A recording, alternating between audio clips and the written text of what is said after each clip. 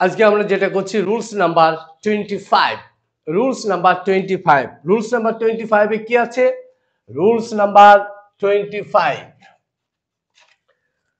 কত করছি? Rules number আমরা করছি রুলস নাম্বার 25। রুলস নাম্বার 25 এ যেটা আছে সেটা হচ্ছে মোডালস। মোডালস ইংলিশ গ্রামারে বেশ কয়েকটা মোডাল আছে। কি কি? Can, could, may, might, shall, should, will, would, need to, ought to, must, use to and dare. অর্থাৎ এখানে দেখো কতগুলি মডেল আছে না, can, could, may, might, shall, should, will, would, need to, ought to, must, dare, use to, dare. These are, এগুলাকে কি বলবো? These are called modal auxiliary verb. Modal auxiliary verb. এই মোডাল অক্সিলারি ভার্বের একটাই formation, এই ফরমেশনে কোনো অন্যথা হবে না, একটাই ফরমেশন হবে, সেটা হচ্ছে একটা সাবজেক্ট থাকবে, এখানে মোডাল। মোডাল মিন্স এখানে যে কোনো মোডাল থাকতে পারে। Can, could, may, might, shall, should, will, would, need to, ought to, must, use to, dare ইত্যাদি যে কোনো মোডাল এখানে থাকতে পারে। আর মোডালের পর সবসময় কি হবে? ভার্বের বেস ফর্ম। ভার্বের বেস ফর্ম মানে V1 প্লাস ও প্লাস আর। This is the formation of the modal verbs. এখানে বেস ফর্ম বলতে এখানে V1, V2, V3, V4, V5। যদি আমরা একটা ভার্বকে নিই তাহলে কি বলবো?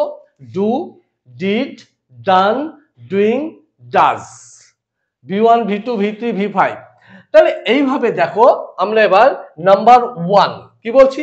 Modal verb always be V1। Modal verb always be V1 মানে it should be the base form. It should be the base form of verb. ভার্বের বেস ফর্ম মানে প্রথম যেটা হচ্ছে বেস ফর্ম। তাহলে একটা এক্সাম্পল দিতে পারি আমরা, কি বলবো? I can write a letter. আমি একটি চিঠি লিখতে পারি। তাহলে এখানে দেখো মোডাল অলওয়েজ বি, মোডাল সবসময় কি হবে? বেস ফর্ম হবে, বেস ফর্ম হবে। ওকে, তারপরে দেখো কি বসেছে না, V1 বসেছে। নাম্বার 2 দেখো, modal verb always be auxiliary verb. Modal verb always be auxiliary verb. Modal verb সবসময় কি হবে না, অক্সিলারি, হেল্প করবে, সাপোর্ট করবে। কাকে? না মেন ভার্বকে সাপোর্ট করবে। তাহলে এখানে কি আছে না, modal verb always be, modal verb always be auxiliary verb. একটা এক্সাম্পল নাও, দে মে হেল্প মি, দে মে হেল্প মি। তাহলে এটা মোডাল, এটা মোডাল কাকে হেল্প করছে? হেল্পকে। তাহলে সাহায্য করতে পারে, তারা আমাকে সাহায্য করতে পারে। নেক্সট কি আছে? সি। দেখো সিতে কি বলছে? Modal verb plus has, had in the examination. কখনো কখনো দেখবে পরীক্ষাতে এরকম দিয়ে দেয় কি, মোডালের সাথে হ্যাজ দিয়ে দিয়েছে, মোডালের সাথে হ্যাড দিয়ে দিয়েছে, বাট ইট ইজ রং। এটা কিন্তু ভুল, এটা কিন্তু ভুল, এটা কিন্তু ভুল। তাহলে বাট বি কি হবে? সেখানে কিন্তু হ্যাভ হবে। সেখানে বি ভার্ব হিসাবে কে আসবে না, হ্যাভ আসবে, হ্যাভ। তাহলে দেখো he will have done the work. এখানে যদি আমি এইভাবে ধরি তাহলে এটা দেখো, এটা কি? এটা হচ্ছে হ্যাভ, হ্যাভ হ্যাজ ভিটি, তার মানে কি? এটা প্রেজেন্ট পারফেক্ট। তাহলে কি আছে? Modal, that is future. তাহলে এটা কি হলো? Future perfect. ব্যাপারটা বলতে পেরেছি? তাহলে এখানে সবসময় মোডালের পর কি হবে না, V1। V1 এখানে কি না, have. Next, modal verb indicate. Modal verb indicate action, ability, power, permission, request, possibility and willingness. এই সমস্ত এগুলি কিন্তু আমাদেরকে ইন্ডিকেশন দেবে, এগুলি কিন্তু আমাদেরকে ইন্ডিকেশন দেবে।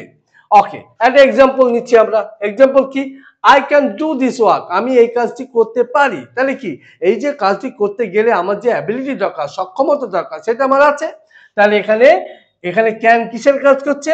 ক্যান এখানে অ্যাবিলিটি কাজ করছে, মানে সক্ষমতা। এখানে আমি কাজটি করতে সক্ষম।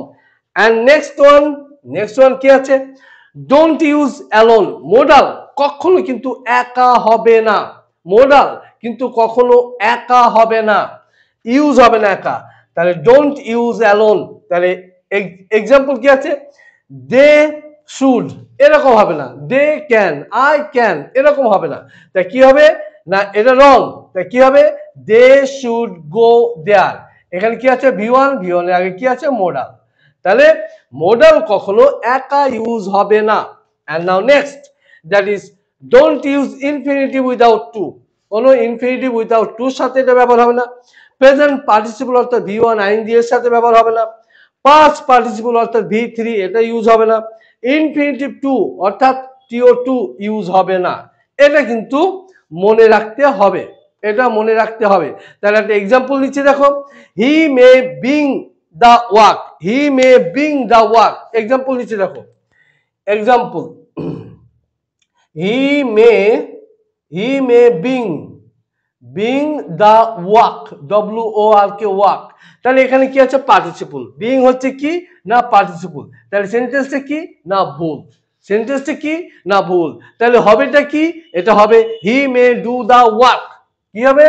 হি may do the work, he may do the work. এইভাবে দেখো মোডাল আমরা কিভাবে ইউজ করলাম, এটা তোমাকে ভালো করে কিন্তু দেখতে হবে। নেক্সট দেখো, মোডালের একটা এক্সেপশন কেস আছে, এই এক্সেপশন কেসটা কিন্তু তোমাকে ভালো করে জানতে হবে। এক্সেপশন কেসটা কি আছে না, এক্সেপশন কেসটা আছে এখানে use to, ought to, modals are use with to. এই মোডাল এর সাথে কিন্তু এখানে টু ইউজ হবে এবং ওয়াট টুর সাথে কিন্তু টু কিন্তু ইউজ হবে। তাহলে নেক্সট দেখো, ইউজ টু, ডেয়ার, নিড, এগুলোকে কি বলা হয়?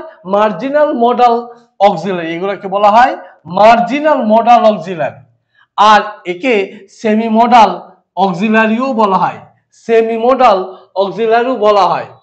এরা যখন কাজ করে they work as main verb, এরা মেন ভার্বের কাজ করে, অ্যান্ড সামটাইম মোডাল অক্সিলারি ভার্বের কাজ করে।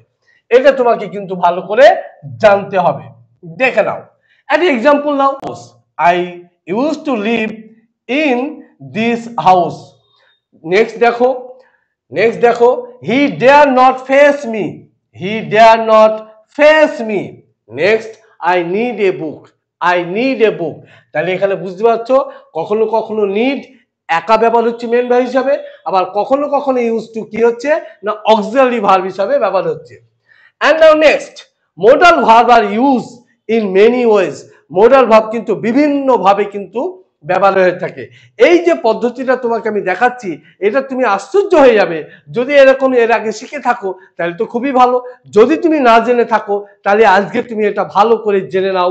This is the best way to teach. দেখো এখানে ক্যানের পর আমরা কি বলেছি?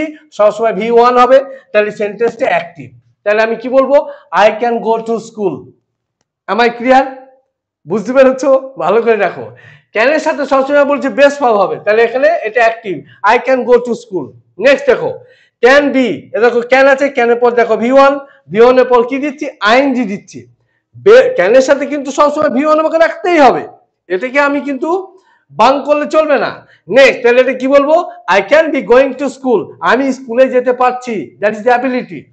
নেক্সট, এটাও অ্যাক্টিভ আছে। তারপর দেখো ক্যান বি প্লাস V3 দিলে তুমি দুটো জিনিস করতে পারবে, এক প্রেজেন্ট পারফেক্ট টেন্স আর হচ্ছে প্রেজেন্ট, সরি, এক হচ্ছে পারফেক্ট টেন্স আর হচ্ছে প্যাসিভ।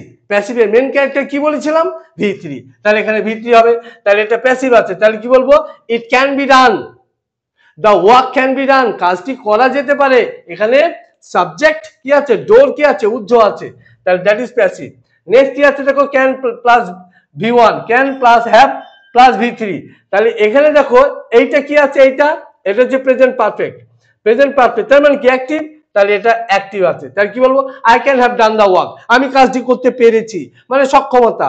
ক্রিয়ার শেষে যদি ছ থাকে তাহলে সেটা কি হয়? Present perfect. নেক্সট এখানে দেখো ক্যান আছে, হ্যাভ প্লাস বিন, এ দেখো V1, এ দেখো এখানে ক্যানের পর কি আছে? V1 আছে, কিন্তু V1 তো আছে, তাহলে এই যে উপরেরটা কি বলেছিলাম? এখানে বলেছিলাম হ্যাভ প্লাস V3, মিডলে একটা বিন দিলেই কিন্তু প্যাসিভ হয়ে যাবে। তাই প্যাসিভে কি থাকে? এরকম মেন ভার্ব, এটা হচ্ছে প্রেজেন্ট পারফেক্ট, এইটা হচ্ছে present perfect, have has V3, এটা কিন্তু ছোট্ট করে একটা V3, তাহলে এটা V3, তাহলে এটা কি হবে?